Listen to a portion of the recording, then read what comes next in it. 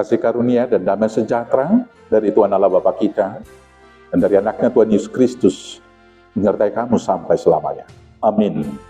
Selamat Pentakosta kedua, saudara-saudaraku.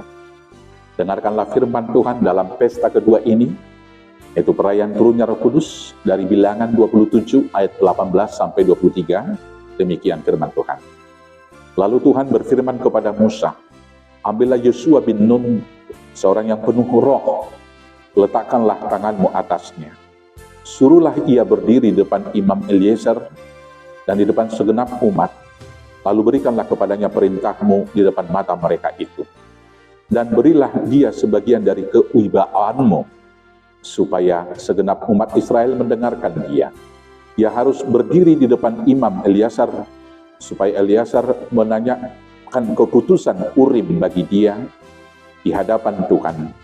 Atas titahnya mereka akan keluar, dan atas titahnya mereka akan masuk, ia beserta semua orang Israel, segenap umat itu. Maka Musa melakukan seperti yang diperintahkan Tuhan kepadanya. Ia memanggil Yosua dan menyuruh dia berdiri di depan Imam Eliezer dan di depan segenap umat itu. Lalu ia meletakkan tangannya atas Yosua dan memberikan kepadanya perintahnya, seperti yang difirmankan Tuhan dengan perantaraan Musa. Demikianlah firman Tuhan.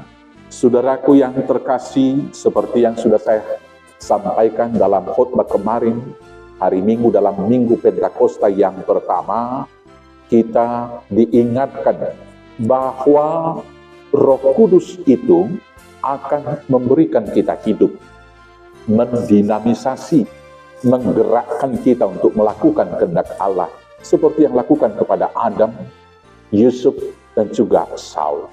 Roh Kudus itu menuntun kita membedakan mana yang benar dan mana yang salah.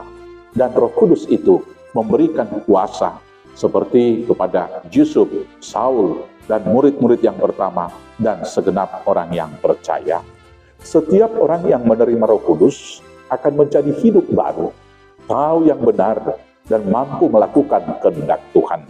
Demikian Yosua yang menjadi penerus Musa. Di dalam perikop bacaan kita ini, dia dipenuhi oleh Roh Kudus. Atas pertolongan Tuhan, dengan tuntunan daripada Roh Kudus, kemudian dia memimpin umat Israel sampai di tanah Kanaan. Saudara-saudaraku yang terkasih, demikianlah kepada kita semua pelayan hari ini harus kita renungkan. Pertama, syarat mutlak bagi kita untuk ikut ambil bagian dalam tugas kesaksian adalah apabila kita diurapi dan dipenuhi oleh Roh Kudus. Demikian di HKBP, kita harus belajar firman, lerling situa, pengurus-pengurus seksi, guru-guru huria, Bible Flow, diakones, pendeta, dan pelayan-pelayan yang lain. Syarat kecerdasan intelektual adalah perlu, tetapi yang lebih perlu adalah kecerdasan spiritualnya. Kecerdasan sosial adalah perlu, tetapi urapan Roh Kudus adalah syarat mutlak. Pintar, cerdas dalam berkomunikasi adalah tentu diperlukan oleh seorang pelayan. Tetapi seseorang yang beriman, seseorang yang berintegritas, seseorang yang digerakkan kehendak Allah dengan pertolongan Roh Kudus, itulah pelayan yang lebih utama, yang senantiasa rendah hati dan mendahulukan kehendak Tuhan yang telah menyuruh dan mengutus untuk melakukan tugas pelayanan itu. Itulah yang dilakukan oleh Yosua. Dalam kepemimpinannya, dia bertanggung jawab kepada Tuhan. Demikianlah kita juga sebagai orang percaya, orang-orang yang menerima kuasa dari Tuhan. Segala hal yang kita lakukan dalam tugas kesaksian dan pelayanan harus kita pertanggungjawabkan kepada Raja dan pemilik gereja itu, yaitu Yesus Kristus. Seseorang yang menerima tugas pengutusan dan yang diurapi Roh Kudus harus setia dan taat dalam kebenaran, yaitu dalam Taurat Tuhan. Itu harus menjadi ukuran dan standar kebenaran untuk menghadapi kebenaran-kebenaran yang bergeser dalam kehidupan sosial kita pada hari-hari terakhir ini. Ketika kebenaran itu lebih cenderung kepada kesepakatan bersama, maka biar seluruh dunia menetapkan satu hal yang tidak benar dulu. Maka gereja, kita orang percaya, harus setia di dalam kebenaran. Salah satu contoh yang fenomenal adalah ketika sebagian orang di negara Eropa, di Belanda misalnya, sudah mau memberkati, dan kemudian mereka menganggap sah saja seorang laki-laki menikah dengan seorang laki-laki yang lain. Gereja harus tetap untuk menyuarakan kebenaran bahwa manusia diciptakan adalah laki-laki dan perempuan, dan merekalah yang sah menjadi pasangan untuk menjadi satu tubuh. Pada saat ini roh perceraian telah banyak merusak rumah tangga orang Kristen. Sebagai saksi Kristus yang diurapi Roh Kudus, kita harus tetap setia untuk menyuarakan yang dipersatukan oleh Allah tidak dapat diceraikan oleh manusia. Banyak lagi hal-hal kebenaran mutlak yang menjadi dasar dogma dan ajaran gereja secara tradisional, mulai dari gereja mula-mula hingga saat ini, yang dicoba ditarik dan digeser oleh zaman sekarang ini. Tapi orang percaya harus taat dan setia di atas kebenaran Taurat dan firman Tuhan. Orang yang diurapi oleh Roh Kudus harus setia melakukan kehendak dan perintah Tuhan, bukan melakukan kehendak sendiri.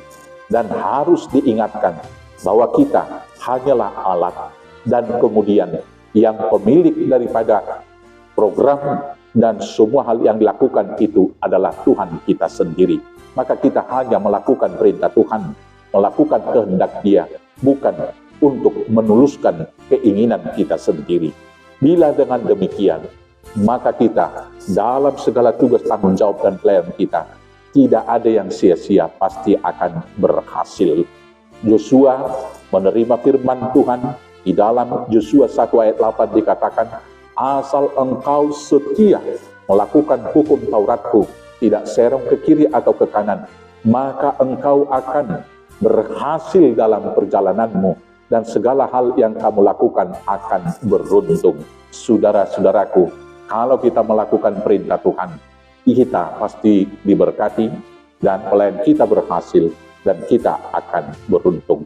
Maka setialah melakukan tugas panggilan Tuhan, biarlah Roh Kudus yang membimbing, dan segala hal yang kita lakukan, kita pertanggungjawabkan kepada Tuhan dan Raja kita, yaitu Yesus Kristus, Juru Selamat kita yang hidup. Selamat Pentakosta, selamat bersaksi, Tuhan Yesus memberkati. Amin. Kita bersatu dalam doa. Terima kasih Bapa yang baik, kuatkan, mampukan kami setia melakukan tugas panggilan, dan juga pengutusan-Mu kepada kami untuk bersaksi di dunia, dengan pertolongan Roh Kudus, hanya di dalam nama Yesus Kristus Tuhan kami. Amin. Selamat Pentakosta, selamat bersaksi. Tuhan Yesus memberkati. Horas, horas, horas.